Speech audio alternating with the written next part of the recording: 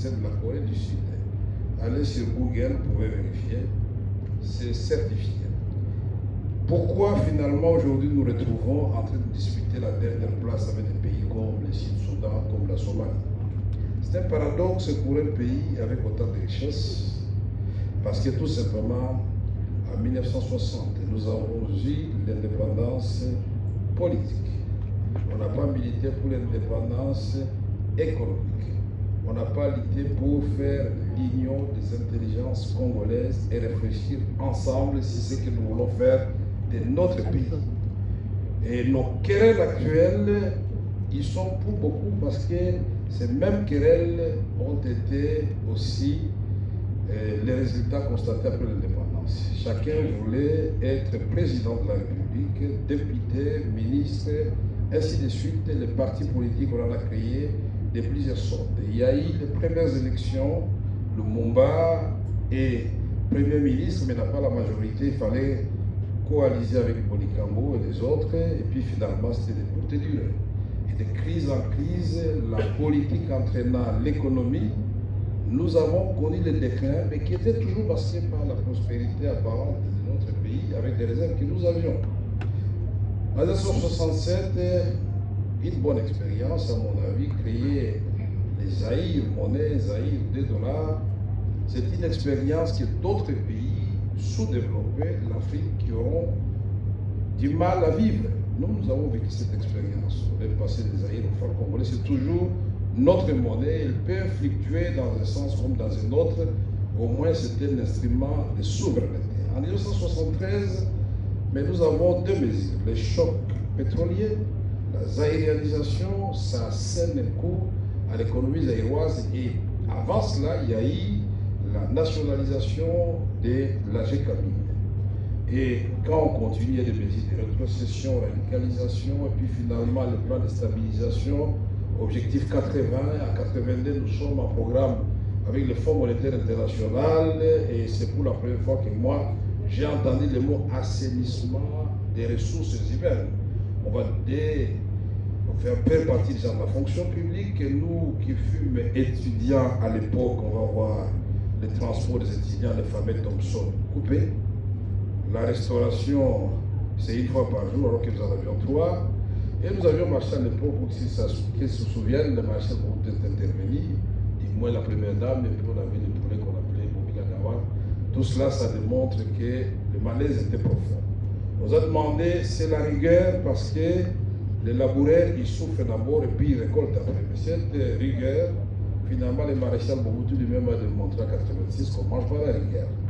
Et puis finalement, il y a eu des profs d'université qui sont venus, le professeur Mabi, Kizonzi et tous les autres.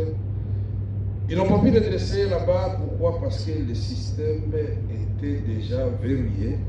Il y avait des mots structurels qu'il fallait d'abord extirper pour espérer faire quoi que ce soit. Et puis, au perestroïka, et j'en passe. Je vais maintenant vous peindre l'économie actuellement et ce que nous comptons faire.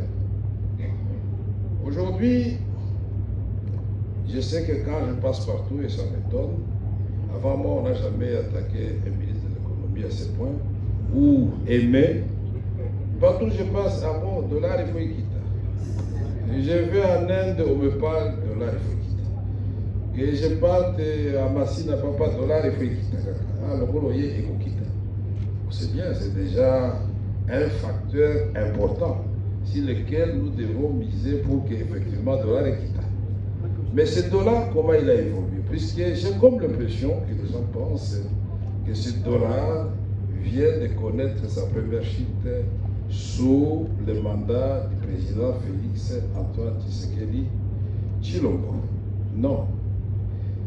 Je vais vous épargner une longue excursion dans le passé. Prenons le gouvernement 1+4, de 2002 à 2006.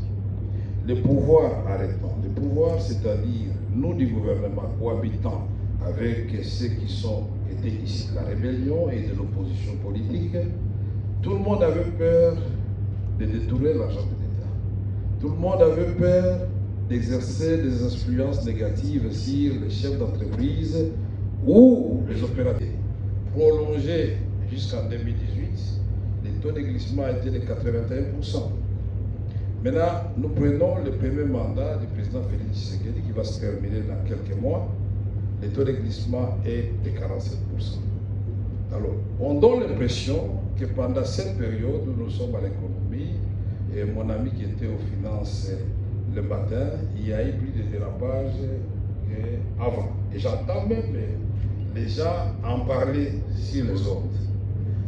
L'économie, au fait, et toutes les théories économiques qui n'ont pas comme finalité l'amélioration des conditions de vie des populations ne servent à rien. Il faut prendre des mesures pragmatiques qui touchent directement à l'homme.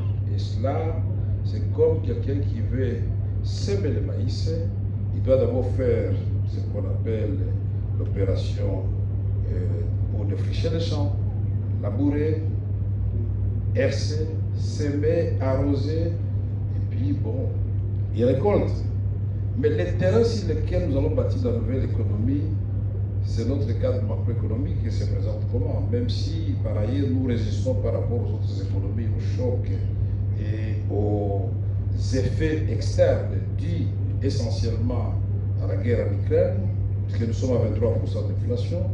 L'Argentine établit les 140% d'inflation alors qu'ils attendaient 60%. Le Ghana est devenu performant comme il est aujourd'hui. Alors, le tout, c'est avoir l'audace. Il faut oser.